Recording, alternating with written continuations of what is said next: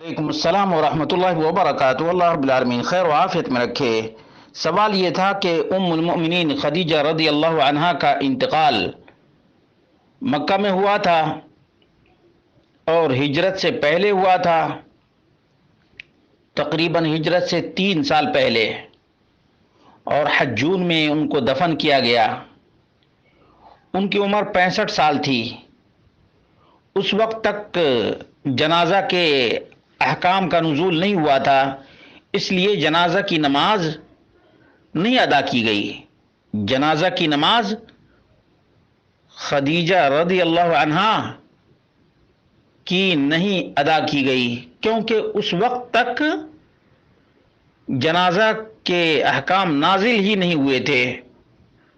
اس لیے ہمیں جو چیز نبی کریم صلی اللہ علیہ وسلم سے ملتی ہے اسی چیز کو تسلیم کرنا چاہیے۔ اللہ رب العالمین مزید علم حاصل کرنے کی توفیق عطا فرمائے۔